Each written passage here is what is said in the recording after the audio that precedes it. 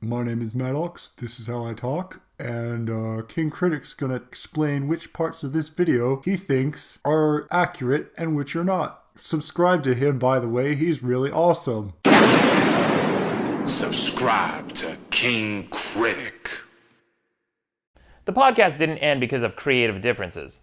This is a conversation Dick was having behind my back. The same guy who came into my house year after year pretending to be my friend, in his own words, said that he was only doing the podcast for fans and for money. This is completely valid. Dick's argument against it was that he thinks it was pretty clear he only considered it a business relationship. That doesn't matter. Regardless of whether or not Dick thinks that he was pretending or not, the fact of the matter is that Dick did talk behind his back and say he hated him. It's perfectly valid that someone would not want to work with you after that. After the podcast ended, he said that I deleted the website. Not true. I created most of the content on the website. Why the would I delete it?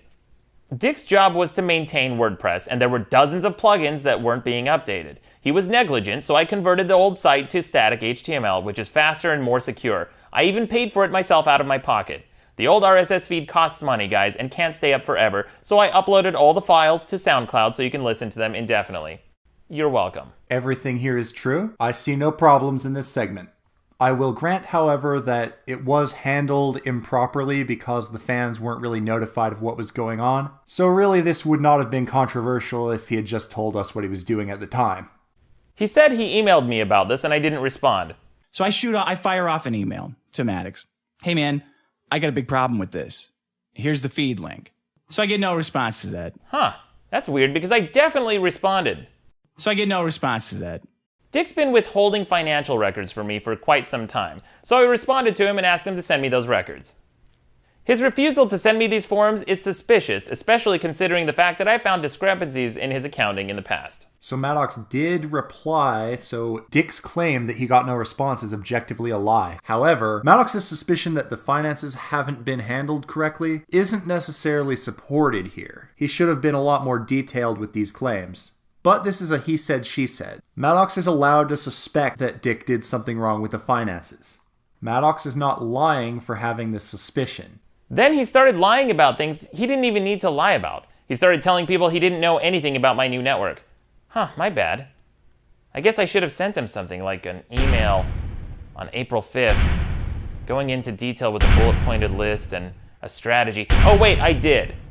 This is kind of trivial, and I feel that Dick did refute it effectively because he said his justification for saying he didn't know anything about the network was that the information was limited and kind of vague.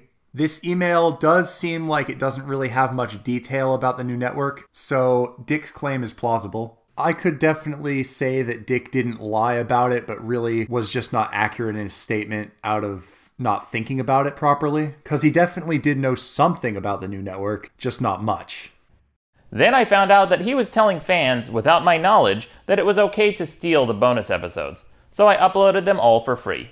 So it's a bit of a leap to say that Dick said it was okay to pirate the episodes, but Dick does basically implicitly say, whatever, I'm not going to do anything about it. So I'd say this one is kind of like half true and half not. However, I think that Dick whining about uploading the bonus episodes for free after the show died is pretty ridiculous. Should Maddox have asked him about it first? Yes, I think so. Should Dick have made a whole song and dance about it happening? No, it's not that big of a deal. Guys, we definitely had creative differences on the show, but it's misleading to say that I forbade the Titanic bit. That was one of my favorite bits on the show. I simply asked him not to tie it to the weekly voting because it would lead to a large number of fake votes in the database, and that's exactly what happened. So I asked him to find another way to do the bit on the show. In fact, I even sent him an email last December suggesting he bring the bit back. Dick tried to refute this by saying, oh, it wouldn't have been funny to use it any other place. And Sean even tried to get him on it, saying, so it's your way or the highway, more or less. And that's the truth that Dick didn't want to admit to. He was clearly sweating and trying to avoid the thing on the show. Maddox gave Dick a number of different ways he could have used the bit. Dick refused to compromise. Plenty of those things that Maddox suggested, for example, weekly contests, could have been hilarious places to put in the Titanic or Maddox Lost bit. Dick refused to do so. As I've said in a couple of previous videos, I think that it would have been better if Maddox had just let it slide and let Dick do the bit the way he wanted to. Accurate voting be damned. But I also think it's totally unreasonable for Dick to refuse to use the bit at all unless it's exactly his way. So to wrap this up, there are definitely two sides to every creative difference, but there aren't two sides to this. He lied about the reason the podcast ended. He lied about me deleting the website. He lied about the financial forms. He lied about the network. He lied about the bonus episodes. He lied about the Titanic bit. And he's unprofessional and he talks behind people's backs. Okay, so while not all those claims are totally verifiable, it's clear that he does have some legitimate grievances here. Particularly the last thing, it's very, very bad for a co-host to be talking smack about the other co-host behind his back on the internet or anywhere else. You don't want to work, even in a business capacity, with someone who does something like that. Plain and simple. Oh, and one other thing. He used to complain about me editing the episodes. The reason I edited them is because he would say things that were incompatible with my values. Really upsets me that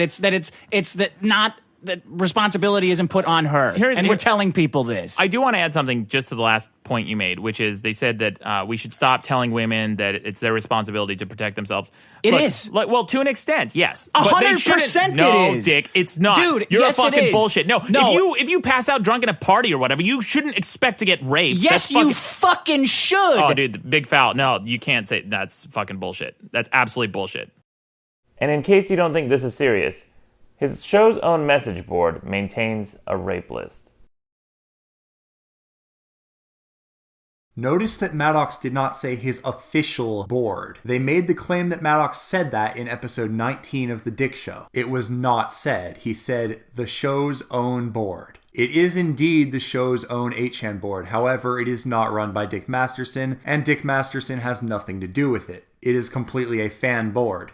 So indeed, Maddox is wrong to cite this. It's not an effective argument, because it's just some Dick fan who posted this rape thread. However, it does speak to the fact that there are some real pieces of work within the Dick fanbase. The Dick Show has tried to claim repeatedly that it was probably Maddox or some other person who knows Maddox who posted that rape thread. That's ridiculous. A fan of the Dick Show posted that rape list. It was removed at some point for damage control, but at some point, some fan of the Dick Show did make that thread. It's pretty despicable.